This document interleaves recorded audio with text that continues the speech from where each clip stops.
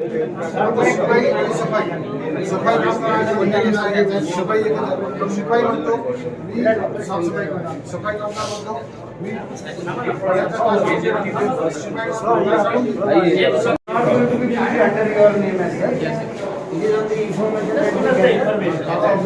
even I appeal for the state government, we are not trying to conceal anything.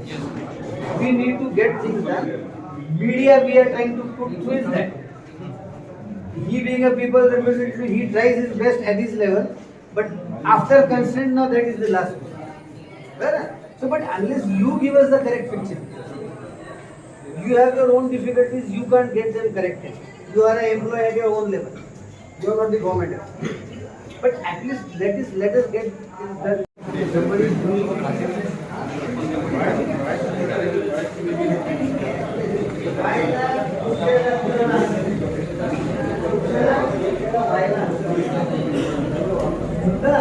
Sir की गाड़ी में चलाता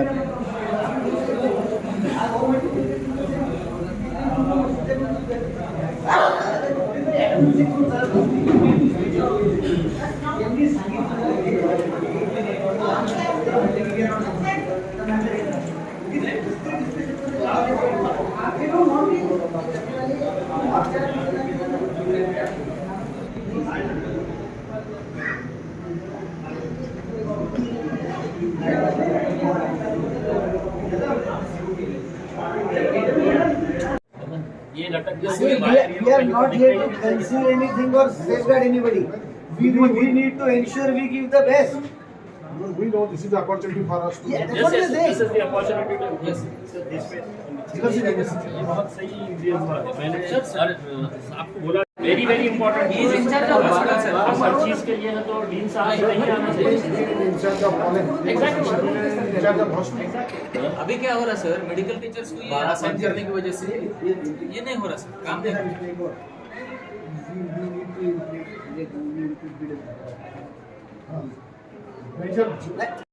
आप कहाँ से सर्विसेज देंगे? Basic whatever best information that you feel will improve the system. You can please coordinate through the base and you will get it to.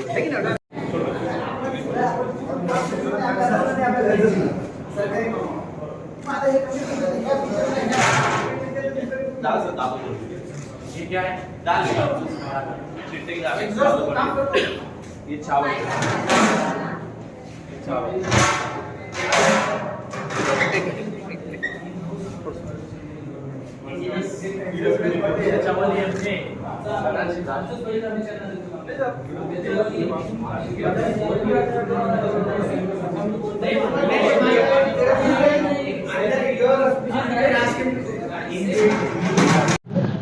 आज जो कोर्ट की ओर से जो जायजा लिया गया तो क्या क्या समझ में आया सर घाटी अस्पताल में? देखिए, आज जो जनहित याचिका मैंने Aurangabad bench of Bombay high court के अंदर डाली है, उसके मुख्य मुद्दे जो है वो यही है कि हमारे पास बिल्डिंग बन के खड़ी हुई है लेकिन डॉक्टर्स नहीं है, डॉक्टर्स है तो कहीं नर्सेज नहीं है, कहीं मेडिसिन नहीं है, कहीं इक्विपमेंट्स ख़राब पड़े हुए हैं।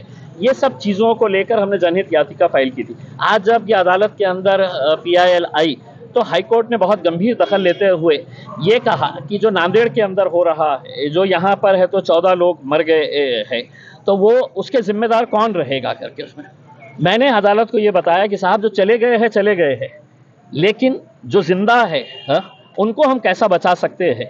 तो हाईकोर्ट ने गंभीर दखल लेते हुए जो एक सिविल एप्लीकेशन मैंने फाइल किया था, अदालत ने उसको जब देखा तो अदालत ने ये कहा कि ये तस्वीरें एक मर्तबा देख सकते हैं, दूसरी मर्तबा देखने के लिए भी दिल नहीं चाहता है करके कि इतनी गंदगी वहाँ पर है। तो हाईकोर्ट ने ये कहा कि डीन को बुलाया जाए। डीन को वहाँ पर हाईकोर्ट के अंदर बुलाया गया और फिर डीन के सामने अदालत ने ये आदेश दिया कि पेटिशनर यानी कि मैं खुद और जो सरकारी वकील है AGP है सुजीत कारलेकर साहब, ये दोनों ने वहाँ पे जाके विजिट करना और विजिट करके वहाँ पर देखना कि वहाँ की स्थिति क्या है। और 10 तारीख के दिन 10 अक्टूबर के दिन दोबारा इसकी डेट दी गई है, उस दिन है तो हम अपनी रिपोर्ट अदालत के सामने पेश करेंगे। ये वडेट्टीवार ने भी यहाँ पर जायजा लिया घाटी में, तो उन्होंने ये आरोप लगाया है कि कमीशन खोरी की वजह से जो है दवाई खरीदने में डिले हो रहा है, क्या सही है? देखिए, मैं तो ये मानकर चलता हूँ कि महाराष्ट्र के जितने भी सरकारी अस्पतालों के अंदर जो मेडिसिन सप्लाई कि अगर इंक्वायरी की जाए तो कई करोड़ रुपए का घोटाला निकल सकता है। वरना आप मुझे ये बताइएगा, आइए मोहसिन भाई, वरना आप मुझे ये बताइएगा कि इतने सारे मेडिकल स्टोर्स यहाँ पर, बिजनेस कहाँ से आ रहा है? बिजनेस यहीं से आ रहा है। यही पेशेंटों को कहा जा रहा है कि तुम बाहर मेडिकल स्टोर है वहां से जाके दवाइयां लेके आओ करके। यहाँ पे कौन आते हैं? यहाँ पे जो सबसे गरीब लोग हैं वो गरीब लोग यहाँ पर आते हैं, और उनको अगर आप कहेंगे कि जाकर है तो बाहर से लेके आओ दवाई, तो वो गरीब आदमी कहाँ से लेके आएगा? अगर उसको यही सब करना है तो वो प्राइवेट हॉस्पिटल के अंदर जाएगा। आज हमारे पास सुपर स्पेशलिटी की बिल्डिंग 150 करोड़ रुपये खर्च करके बनाई गई है।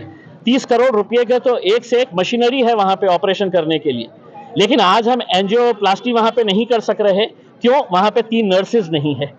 3 नर्सेज वहां पे दे दिए उस डिपार्टमेंट के लिए, तो कल से है तो हम एक एंजियोप्लास्टी के लिए कितना खर्च आता है? 1 लाख, 1.5 लाख, 2 लाख रुपये खर्च आता है। तो गरीब आदमी बेयर कर सकता है? उस अस्पताल को तो प्राइवेट करने की कोशिश चल रही है। देखिए, हमारा उसको विरोध है, हम पूरी ताकत लगाएंगे उसका विरोध करने के लिए, क्योंकि ये जितने भी प्राइवेटाइज करने के जो खेल खेले जाते हैं, ये हमारे शहर में इसलिए खेले जाते हैं कि दुर्भाग्यवश कि हमारे शहर के जितने भी नेता हैं ये सब है तो उसके अंदर हिस्सेदार हो जाते हैं। वरना क्या वजह है कि मुझे ही लड़ना पड़ता है ये गरीबों के लिए? क्यों कोई आमदार अलग अलग पार्टी का, कोई खासदार जो है, 2-2 मंत्री है, क्यों ये स्टैंड नहीं लेते हैं कि हम हमारे शहर के सुपर स्पेशलिटी हॉस्पिटल को किसी प्राइवेट ठेकेदार के हाथ में नहीं देंगे? प्राइवेट ठेकेदार लेगा वहां पे तो वो 2 पैसा कमाने के लिए पैसा लगाने वाला है, वो कोई समाज सेवा करने के लिए नहीं आने वाला है। और ऐसे 4 सुपर स्पेशलिटी हॉस्पिटल्स बनाए गए हैं, औरंगाबाद में है, लातूर में है, अमरावती में है, अकोला के अंदर है। सिर्फ यही हॉस्पिटल को बेचा जा रहा है, जबकि वो चारों के अंदर सबसे अच्छा अगर कोई बिल्डिंग बनी है, सबसे अच्छे इक्विपमेंट जो है वो हमारे पास है।